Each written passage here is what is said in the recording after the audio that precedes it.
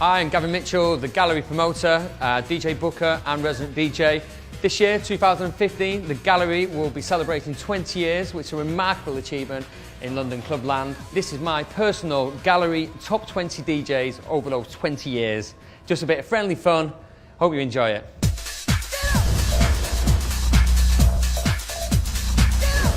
Number 20 is John Askew, very likeable guy, very intelligent, articulate, self-assured. Got the image of a schoolboy, sort of tough, you know, Eton, very well educated. But also he's got that mucky-minded filth of a perverted dirtbag, shall we say, John Askew. If you know him, you will know what I mean. But yeah, John came onto the scene. We're looking for some new talent at the gallery and a new breed sort of acts. And 2003, again, Fergie introducing the future heroes. I think it was John was Fergie's first pick. So we got involved with him and he became a resident. Amazing music, Discover, very hard driving, techie sounds with uplifting trance synths. It was so refreshing. Again, it was always a little bit too hard for me, but at that 4-6 sound, it was perfect, and it was just so exciting and something new and different. I mean, the gallery's always mixed it up musically anyway, you know, from having progressive Hernan 4-6 to someone like Torpor who was like pumping, and then now John Askew doing 4-6. It was a breath of fresh air. Yeah, John, he's just fantastic. Just loves playing records, John, you know, or CDs or USBs now, whatever. It was down on friendship, this top 20. John would be number one. You know, I'm still friends with him today. We used the same engineer, Dave Parkinson, and we've had drinks and stuff. He was like stayed over because he was in the next day and stuff, and I'd gone there for a night shift, and then, you know, we're kipping on Dave's couch and John's breaking wind in my face, you know. It's like, that's just John, and I still love him for it. Yeah, musically, he's a talent. He's so good, and producing, it's fantastic. And it's been very good to have John on board. John was resident for us from 2003 up to, I think, 2007, for mainly the Terminals era. And then Ministry, you know, he's playing a couple of times a year for us and stuff. But standout tracks, I think, for John, for me, The Door, which I think was on Discover Records. Still got that on white label with his writing, The Door, Askew, fuck you. And then also was one on Duty Free. I think it was New Dimension, again, Askew sound. It was really cool music.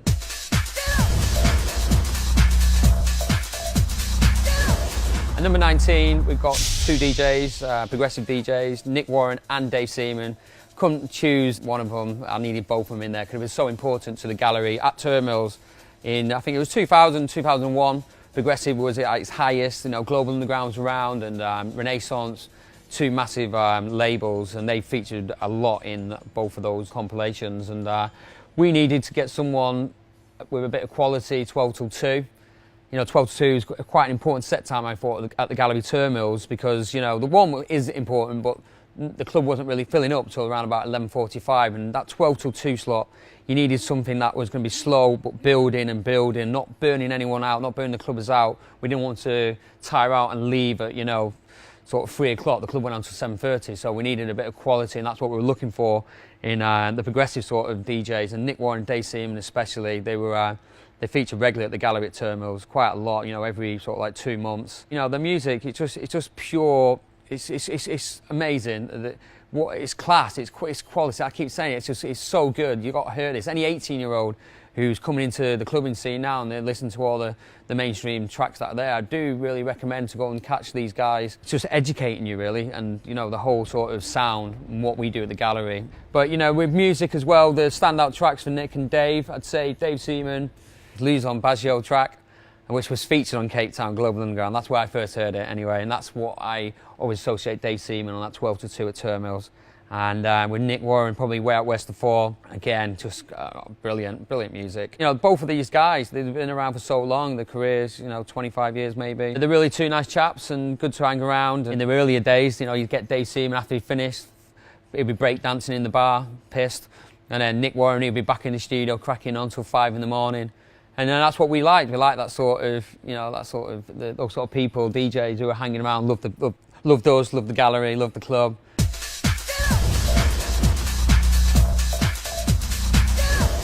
Number 18 is Corvin Dalek. God, this guy, back in 2001, we were looking further afield into Europe. You know, we kind of covered all the UK acts, all the DJs, and you know, there's a lot of new producer DJs coming out, Sander Kleinenberg, Oliver Lee, Oliver Klein. And then this Corvin Dalek Pounds and Pence track came out and was like, wow, this is amazing. We thought, you know, we'd get in touch and try and get him down for a debut and stuff. And when we first met him and his manager, Mark Reeder, and I just thought, two seedy little men. Honestly, two seedy little men. He was dressed in PVC, Corvin, and Mark, I mean, if anyone knows Mark, he's like, and I love this, I love both of these guys. And Mark, every time, he wore like had a blue suit on. But it wasn't a blue suit like you'd wear in a bank, like silky sort of thing. It's like a DIY, B&Q sort of hard cotton sort of, it's like a prison or something like that. It was so cold. And I thought, oh, this is interesting. And we met him every time and they both wear the same outfits all the time. Even in Miami, when I was in Miami one time and they actually tapped my shoulder in one of the supermarket, he was in PVC shorts and he was in this blue suit with his sleeves rolled up and it was a bit hotter. That's my first impressions of Corvin, and musically though, it was just something different, sort of a different planet, the energy, you know, it's dark driving techno with elements of funk in there, filthy vocals. I think the label was Flesh or Wet&Hard or something. The guy, it just brought something new and different. It was just great, this experience. I mean, we didn't know his background or anything, it was just that one track. And then when we found out they were from, like, they were living in Berlin, and then these sex clubs that they go to, Kit Kat Club, work it out for yourself. Yeah, they was saying this concept that they do called Porno Ground. And we was like, okay, what's this? And they were telling us more about it, they do them elsewhere. But we decided to give it a go, and oh my word, it made headlines in the Clerkenwell Gazette. Sex Night comes to Turmoil's nightclub, like shock and horror. We was like, whoa, is that good press, bad press? I'm not too sure. The actual night itself, we got like maybe 500 Venetian masks, eyes wide shut sort of thing. We had cage dancers, like S&M, gimp masks, outfits, PVC, fucking debauchery, dildos, everything. It was fantastic. I loved it. And the music was really, really, really good. I think it was like Michael Burian and, oh God, there was another, Corvin played was the headliner anyway of that night, but it was just an amazing concert and we got good press on it. Yeah, Corvin, it was an important part of that time. I think 2001 to 2003. Sirius then took him on and then he started doing the gate crashes, the God's Kitchens and stuff. So yeah, Corvin Dalek, number 18.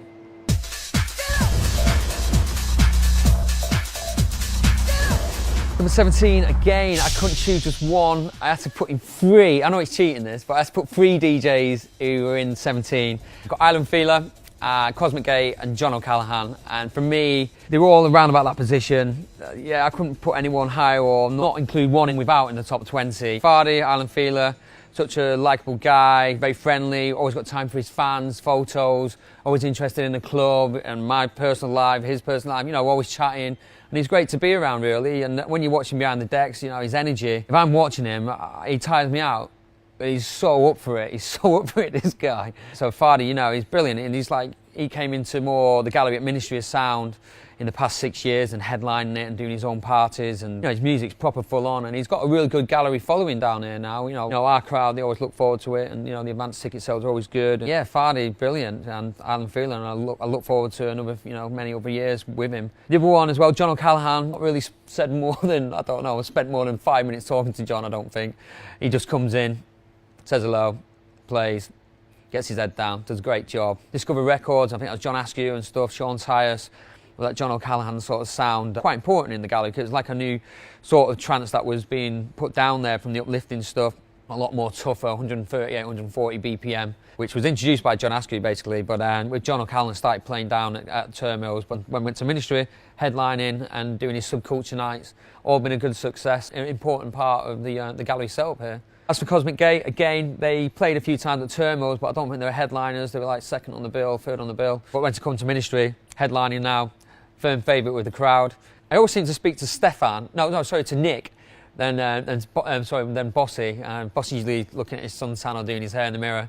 But then Nick, I always seem to be chatting to, only for like 10 minutes, just before they go on. Really nice guy. Again, just, you know, good guys, good music, really important part of the gallery at Ministry of Sound. And thank you very much. Good.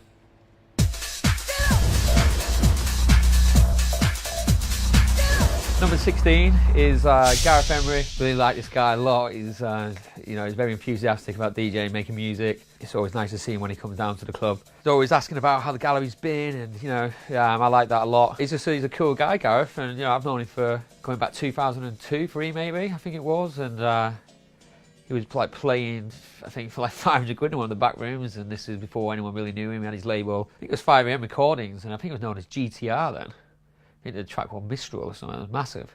Well, it was big for me anyway. It was, I think it was on vinyl at the time. Yeah, he's worked his way up really, and and then I didn't really hear from Gareth for a bit. I don't think. I think he was in Southampton at the time, but then he did these podcasts, and it's like the new in thing, and it was next minute, bang, Gareth Emery's massive. Started his label Garuda and doing parties up there, and then I couldn't get a date for Gareth anymore at the club at Ministry, and he's an international DJ superstar. Gareth Emery's standout track, it was actually a collaboration with John O'Bear. I think it was Escapade. I still have it in my on my USB today, and it's always one of those end of night sets. If I do play trance, don't play trance that much, but I like playing it, and it is a great track, Escapade. The boy done good, and I really like this guy playing there. He's been very important down at the club at Ministry, and built up a huge following doing his Garuda parties, all just playing gallery. He's based out in LA now and stuff, so we only get him like once or twice a year, usually the Christmas party or something. And everyone loves him. I love him. A very important part of the setup of the gallery. Thank you very much, Gareth. Cheers.